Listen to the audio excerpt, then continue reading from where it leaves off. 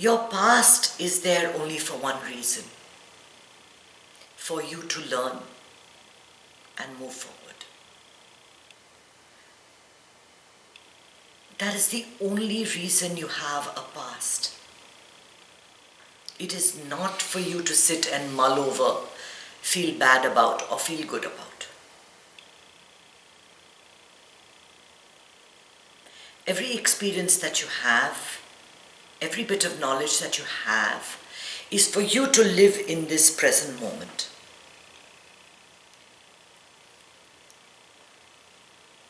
But if we went totally based off of instinct, it would be too random, all over the place.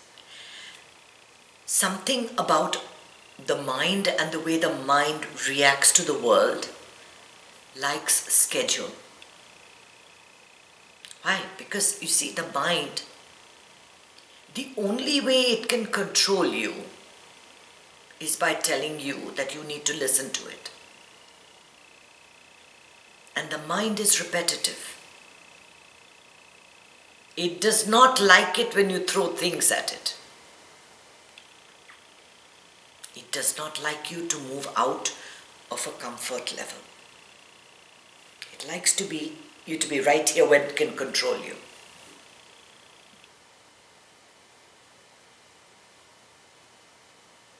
And we taught the mind to be this way. Why? It's not our fault. It's what we were taught when we were fed, when we were raised. It was what we were taught by our parents. 7 o'clock, get up, brush your teeth, come to the table, have your cereal, go and wait at the bus stop, go to school, come back at a certain... You see, everything works on time, on schedule. There's a time for homework, there's a time for play, there's a time for watching TV, all of that. So it isn't our fault.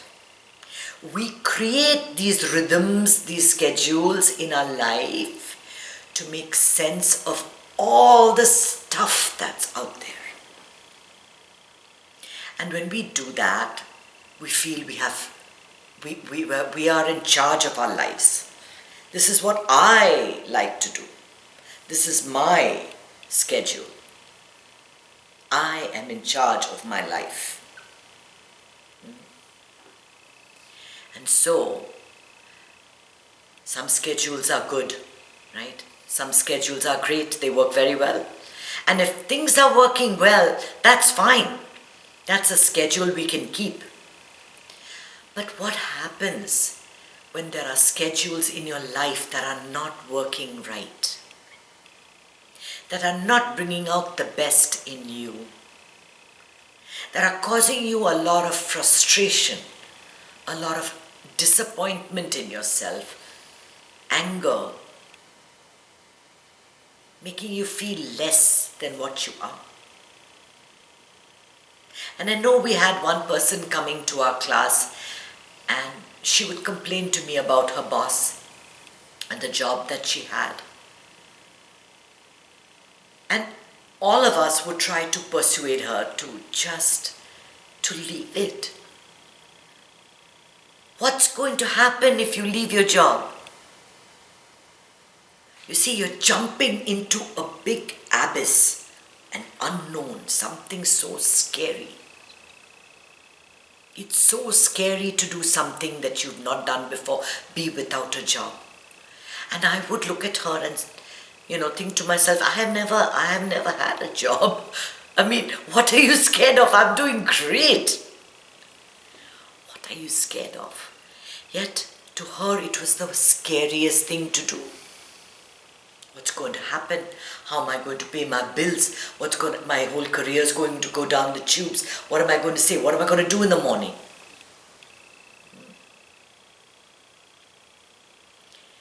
Doing something you're not accustomed to doing requires a leap of faith. And I'm not talking about faith in God, because I don't believe in that.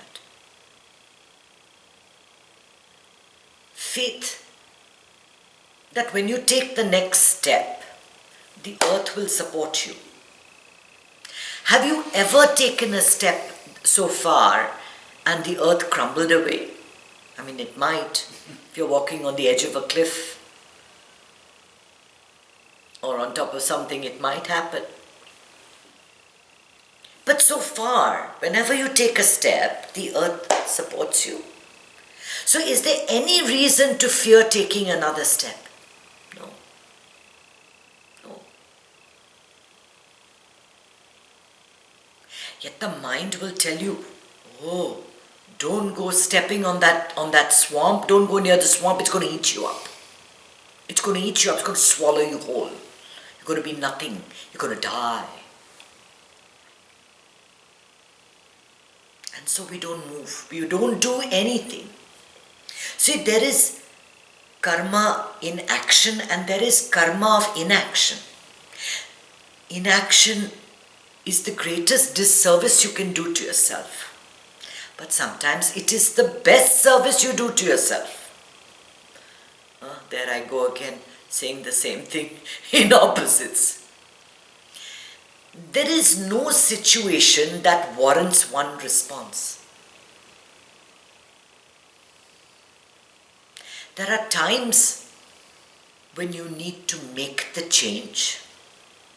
And there are times when you need to accept the change. And the wisdom of knowing which is which is where your sadhana comes into play. To know what is the correct thing to do is when your sadhana comes into play. When you regularly connect with the source, you will know when something feels right and something feels wrong. And a decision that you might take to change something might to the world be something that's just not okay. But to you will feel absolutely the best thing that you ever did.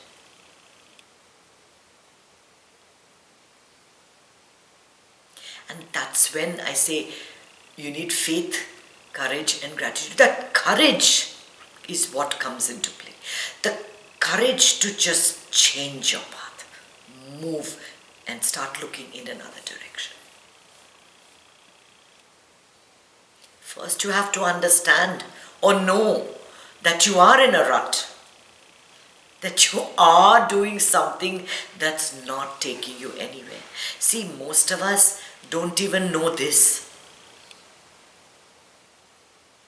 Watching a show on TV, it's a very charming Russian story called Silver Skates on Netflix, and it's been a while since I watched one of those fairy tale feel-good movies where they're actually discussing extremely serious issues of the bourgeoisie, the rich and the extremely poor, and the mixing of the classes and people living off of each other and trying to break out of a path where women are not allowed to study and not allowed to be educated.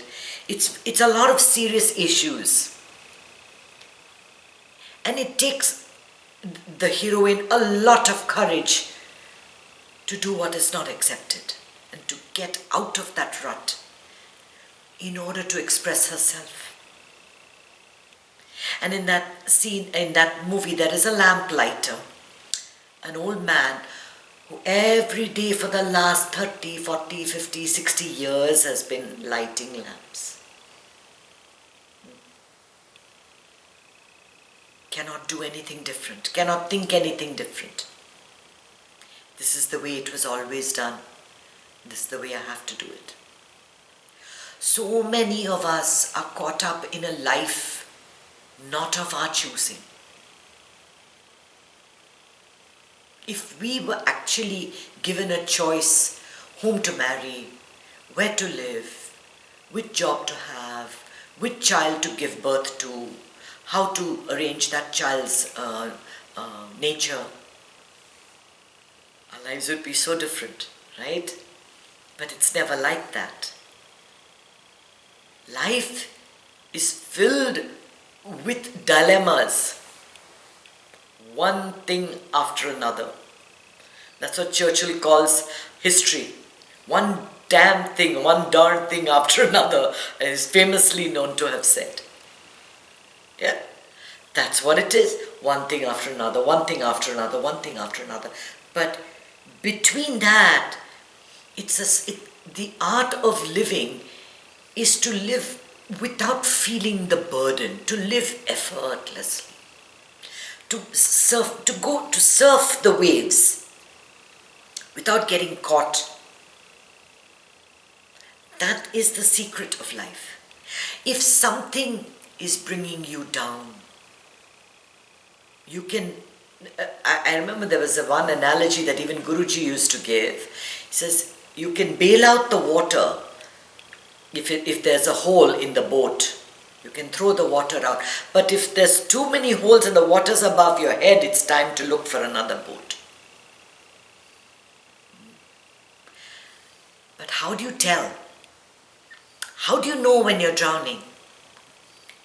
This is where your wisdom comes in. This is where your sadhana, your practice, your meditation, your breathing, this is where it comes in. This knowledge has to come to you at a time when you require it, right? What point is knowledge? If you don't remember it when you require it, if you've already lost your temper, and that could be a rut you're in, that I lose my temper every time I see my wife or I see my husband. That could be the dilemma. Look who's smiling. This could be where you have to change, where you have to make the change.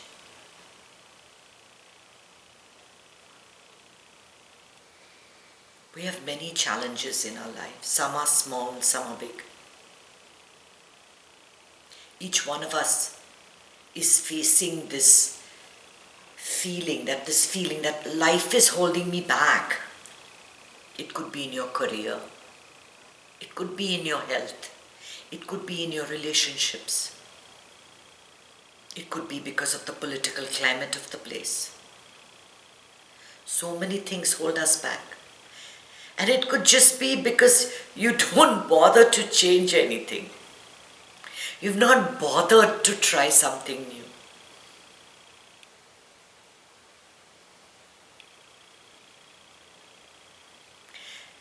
I don't know about future lives. I don't know about past lives. I cannot make any suggestions about, you've always been like this, or, in your future lives it'll be different. I know only this life. And I know that I am caught in eternal time. When I was 20 years old, I was still in the now. It was still now. And it was still here.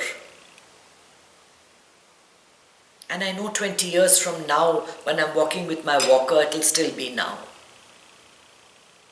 It'll be here. Time and space are all man-created concepts that hold you back, that I'm running out of time. I'm running out of time, I better make as much money. And you get into this whole thing of working long hours. And in the meantime, your children have gone there. You've lost that connection with the world.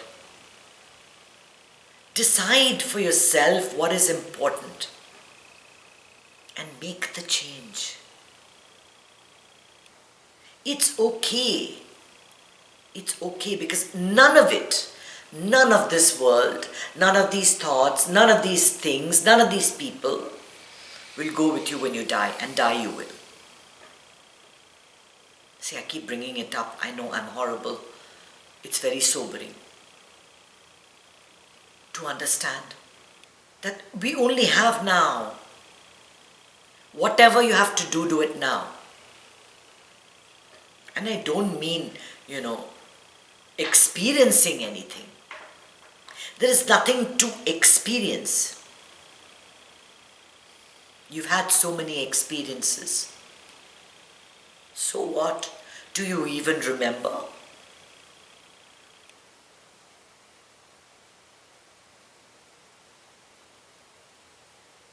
We never take the time to see whether what we are doing is the correct thing for us. It's what we want to do at this moment. If it keeps us centered and peaceful and happy and able to share and able to care and able to make the world a better place, you see, these are the things that matter much more. And in the long run, at the end of it all, if there is a God at the end of it asking you what you did, these are the things you want answered. You don't want to be telling him, I was caught doing, in the same job from the time I was born to the time, and I wish I had not done that. Because you don't have another chance. This is your chance. You still have time. You can make the change. You can try new things. And so what? If it doesn't go well, you can always try something else. The joy is in trying things, trying different things, just pushing yourself a little bit. That's the joy. You have talents and you have skills within you that you don't even know about yet. You think 20 years ago I thought I could write a book, let alone 3 books. Okay, I'm not saying I'm better than any of you. I'm not CEO and CFO and COO, and I don't have any titles behind my name, and I don't make any money. I have my little basket of achievements. And whatever it is, I should feel that today was better than what I did.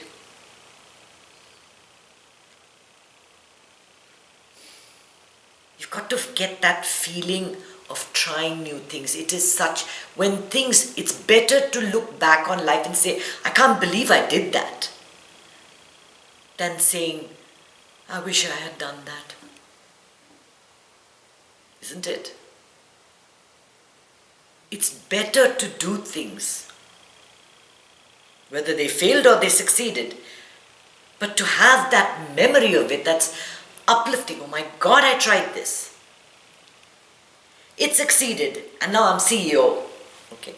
Or it didn't succeed. Wow, what an experience it was. Right? We've got to keep reinventing ourselves every day. Every day, every week, every month, every year. To feel the freshness of life, because there are thousands of opportunities and so many skills that you have. You don't have to eat rice and beans every day. You can try cauliflower today. The world is filled with so much variety. Why? We don't have only one kind of thing, one kind of species, one kind of vegetable, one kind of fruit, one kind of flower. There is variety everywhere. This is what nature is like. This is what the universe is like. It wants you to try different things, experience different things, become different things. If you just remained a caterpillar inside a chrysalis, what's the point? When are you going to come out as a butterfly? You have to break out. Right? That's what it does. The caterpillar breaks out of that chrysalis into a beautiful butterfly. We hold ourselves back with our minds, saying, you can't do this, you can't do this, you can't do this, not for me. And I'm too old, I'm too short, I'm too fat, I'm from India, I can't do this, right? I don't have qualifications. I'm not rich, I'm not poor. So many limitations we put on ourselves. Try it this year, this month.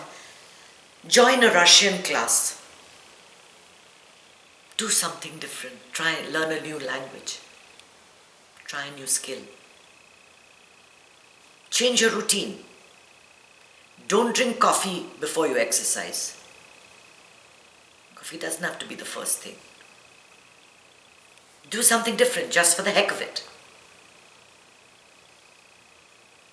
Always makes you happy. Always makes you happy. Whatever you do, Just remember, this is your chance. Don't lose it. Don't blow it. Om Namah Shivaya.